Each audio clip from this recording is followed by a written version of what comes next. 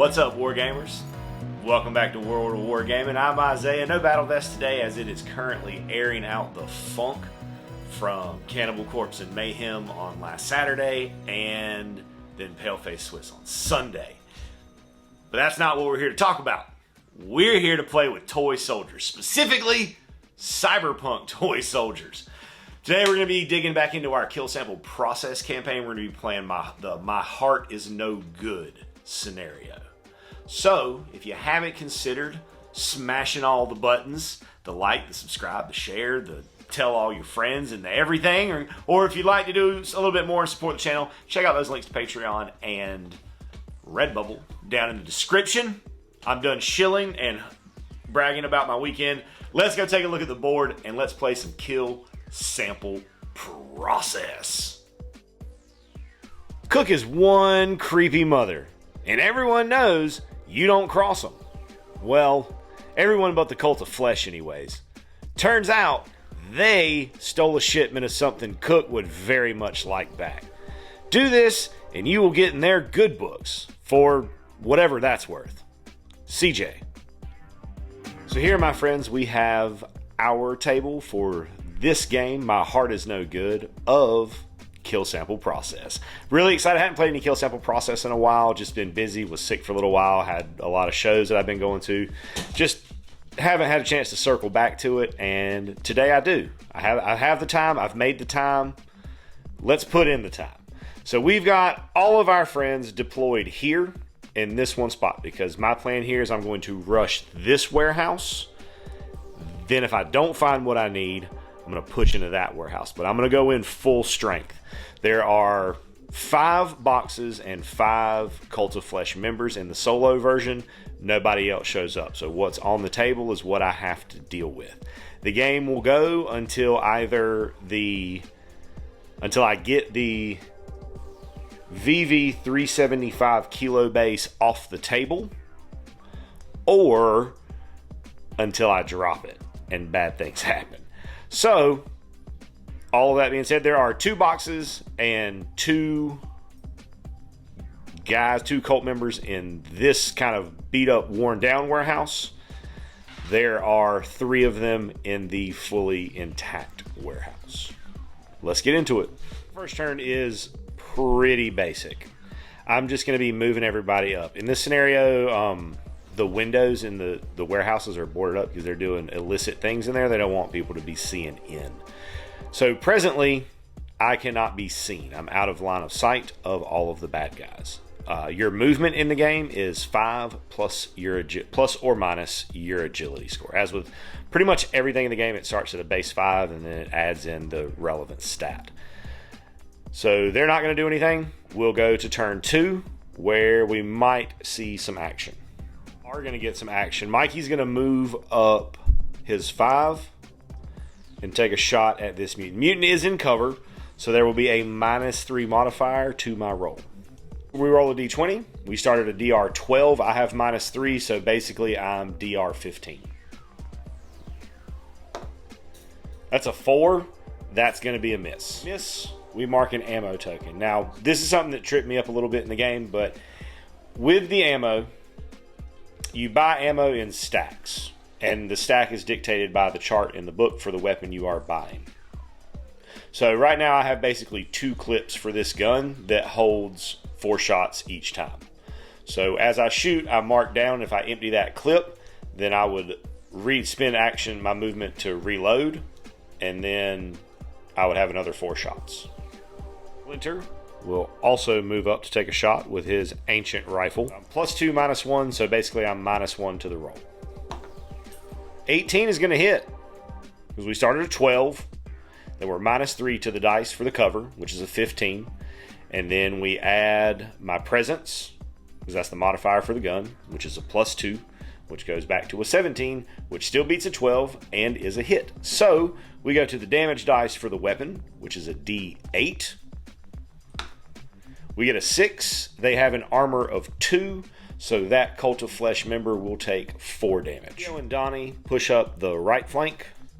Meanwhile, Raph just moves around staying in cover to help this push into the left side. Okay, we're going to start with this guy up top who's going to take a shot at Mikey, who's hugging cover on that wall.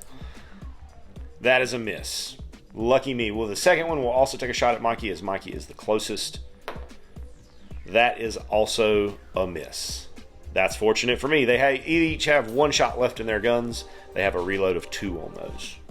Can't see, so we continue back to me, where Leo is going to make a move. It is within his movement to come up the ladder and kick in that door and come flying in with his energy katana. Okay, so I am DR12 and I'm currently +6 to the roll. We're going to use one of our glitches, I think. Yep, our glitches, to re-roll that dice. Let's go again.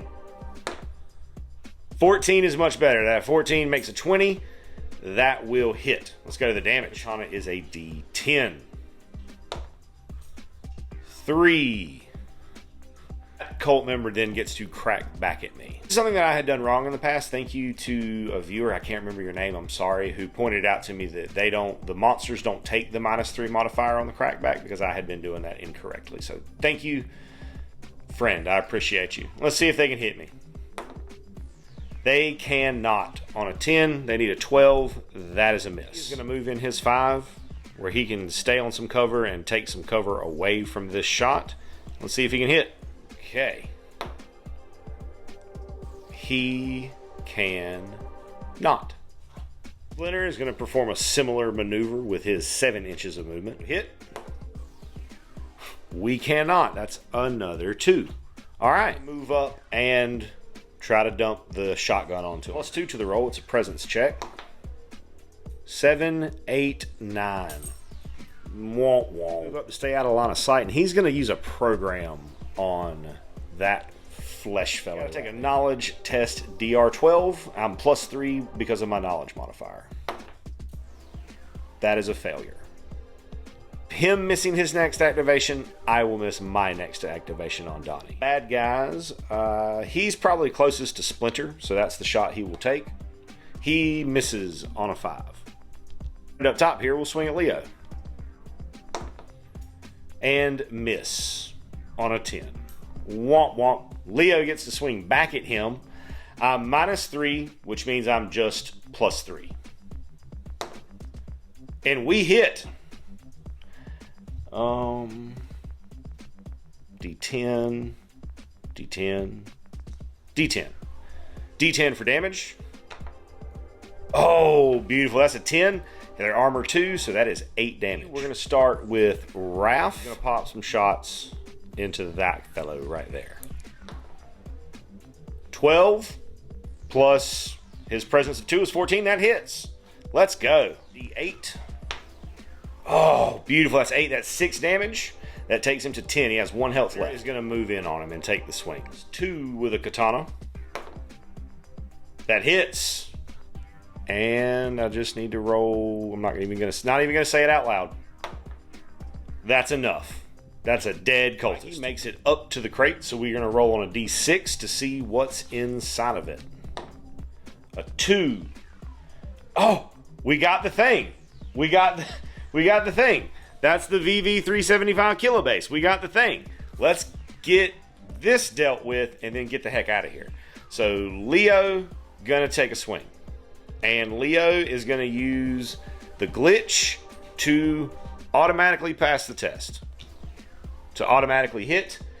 And we're gonna use this glitch to deal max damage. Just to make absolutely certain that this is dealt with.